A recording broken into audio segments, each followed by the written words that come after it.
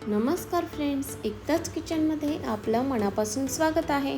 Friends, आज मी खिमा बनवणार आहे. तर ही रेसिपी मी संडेला बनवलेली होती आणि रेसिपी अगदी साधी सिंपल आहे. तर या रेसिपीमध्ये मी कोणत्याही प्रकारे मसाला वापरलेला नाही आहे. अगदी थोडक्यामध्ये ही रेसिपी झटपट अशा पद्धतीने मी बनवलेली आहे. झणझणीत अशा पद्धतीने आपला खिमा बनवून तयार झालेला आहे. खिम्याची रेसिपी शेवटपर्यंत नक्की बघा. रेसिपीमध्ये कोणत्याही प्रकारे मसाला नसल्यामुळे झटपट अशा पद्धतीने आपल्याला खिमा बनवता येणार आहे आणि चविष्ट अशा पद्धतीने खिमा तयार होणार आहे. तर चला तर मग वेळ न घालवता रेसिपीला आपण सुरुवात करूया. तर खिमा जो आहे तो आपण स्वच्छ पाण्याने 2 ते 3 वेळा धुवून घेतलेला आहे.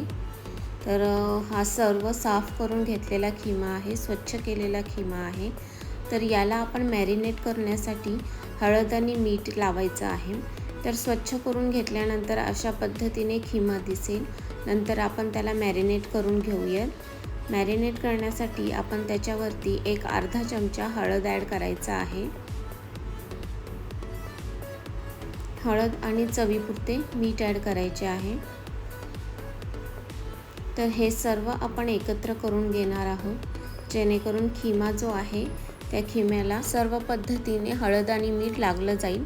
तर हळद आणि मीठ लावून झाल्यानंतर त्याला आपण मॅरिनेट करण्यासाठी ठेवून देणार आहोत, अगदी थोड्या काळासाठी. तर तोपर्यंत आपण सर्व काही कट करून ठेवलेला आहे आणि आपण हा खिमा आहे तो साईडला ठेवून देऊयात. तर एक कढई घेतलेली आहे. त्या कढईमध्ये आपल्याला तेल ॲड करायचे आहे. तर तेल मी 3 चमचे ॲड केलेले आहे. नंतर आपण हिंगाची फोडणी द्यायची आहे. तेल चांगले गरम झाले की हिंगाची फोडणी द्यायची आहे. नंतर बारीक चिरलेला कांदा ॲड करायचा आहे. कांदा देखील आपण चांगल्या पद्धतीने त्यामध्ये भाजून घ्यायचा आहे तेलामध्ये. तर कांदा जो आहे त्याला अगदी ब्राऊन कलर येऊपर्यंत आपण भाजून घ्यायचा आहे. कांदा थोडा भाजत आला की त्यामध्ये आलं, लसूण आणि कोथिंबिरीची पेस्ट ॲड केलेली आहे. तर ती पेस्ट ॲड करून परत एकदा आपण कांद्यासोबत ते हलवून घ्यायचं आहे आणि चांगल्या पद्धतीने तेलामध्ये सर्व काही एकत्र करून भाजून घ्यायचे आहे. हे सर्व भाजत आले की त्यामध्ये आपण टोमॅटो ॲड करायचा आहे. एक मोठा टोमॅटो मी ॲड केलेला आहे. तर टोमॅटो, कांदा, आलं, लसूण आणि कोथिंबीरची पेस्ट जी होती ती आपण सर्व काही यामध्ये तेलामध्ये ॲड करून तेलामध्ये चांगल्या प्रकारे भाजून घ्यायचं आहे. तर अशा प्रकारे हळूहळू त्याचा कलर चेंज होत जाईल. कांदा, टोमॅटो आणि मसाला म्हणजेच आलं, लसूण आणि कोथिंबीरची पेस्ट. तर यामध्ये आता सर्व काही भाजल्यानंतर आपण त्यामध्ये घरचं लाल तिखट ॲड करायचं आहे. तर मी 2 चमचा लाल तिखट ॲड केलेलं आहे. यामध्ये आपण मीठ खिमामध्ये ॲड केलेलं होतं, तर आपण चव बघूनच त्यामध्ये नंतर मीठ ॲड करू शकता चवीप्रमाणे आपल्या. तर हे सर्व आपण तिखट ॲड केल्यानंतर एकत्र करून घ्यायचं आहे. तर सुंदर असा कलर आलेला आहे, बघू शकता. खूप छान पद्धतीने कांदा, टोमॅटो आणि आलं, लसूण आणि कोथिंबीरची पेस्ट जी होती ते आपण चांगलं भाजून घेतल्यानंतर त्यामध्ये तिखट ॲड करून अशा पद्धतीने सर्व काही एकत्र करून घेतलेलं आहे.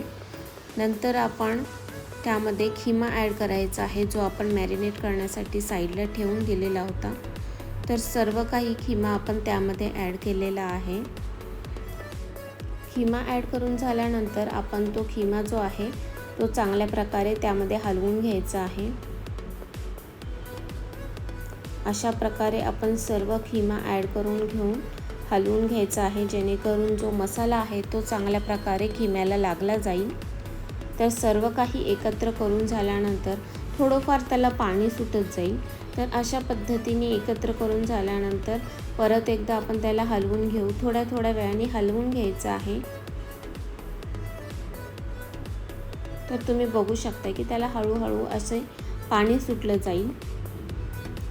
तर नंतर जे आहे आपण हलवून झाल्यानंतर त्याच्यावर थोड्या काळासाठी झाकण लावून ठेवून द्यायचं आहे.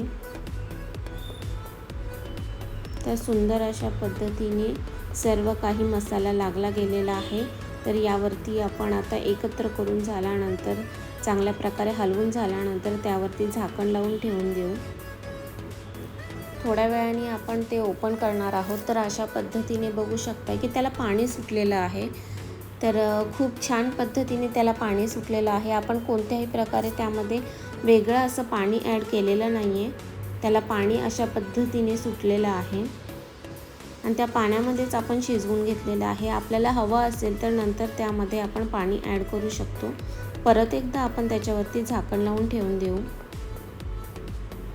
तर नंतर थोड्या वेळानंतर आपण ते ओपन केलेलं आहे. एक 10 मिनिटानंतर आपल्याला ते चांगल्या पद्धतीने शिजलं गेलेलं दिसेल. तुम्हाला हवं असेल तर त्यामध्ये तुम्ही पाणी घालून ॲड करून शिजवू शकता. नंतर आपण त्यावरती कोथिंबीर ॲड केलेली आहे, बारीक चिरलेली. कोथिंबीर ॲड करून झाल्यानंतर आपल्या सुंदर अशा पद्धतीने खिमा जो आहे तो तयार झालेला आहे आणि सुंदर अशा पद्धतीने दिसत देखील आहे. खिमा जो आहे तो खाण्यासाठी खूप चांगला आणि माझ्या मुलांना देखील आवडतो. तर सुंदर अशा पद्धतीने आपला खिमा हा तयार झालेला आहे.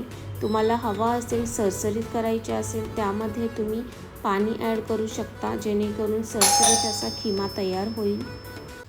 रेसिपी जर तुम्ही शेवटपर्यंत बघितली असेल आणि ही खिमा बनवण्याची पद्धत तुम्हाला आवडली असेल, रेसिपी तुम्हाला आवडली असेल, तर प्लीज लाईक, शेअर, सबस्क्राईब करायला विसरू नका. तर अशा पद्धतीने बघू शकता की मी यामध्ये नंतर पाणी ॲड केलेलं आहे. पाणी ॲड करून थोडा वेळ शिजवलेला आहे आणि सरसरीत अशा पद्धतीने करून घेतलेलं आहे. तुम्हाला हवं असेल तर तुम्ही देखील अशा पद्धतीने खिमा बनवू शकता. पण मी थोडंसं सुकं असं काढून घेतलेलं आहे आणि नंतर आपण थोडंसं सरसरीत असं बनवलेलं आहे. तर रेसिपी जर तुम्ही शेवटपर्यंत बघितली असेल आणि माझी ही खिम्याची रेसिपी तुम्हाला आवडली असेल तर प्लीज लाईक, शेअर, सबस्क्राईब करायला विसरू नका. चला तर मग पुन्हा भेटू फ्रेंड्स नेक्स्ट व्हिडिओमध्ये नेक्स्ट रेसिपीसोबत. बाय.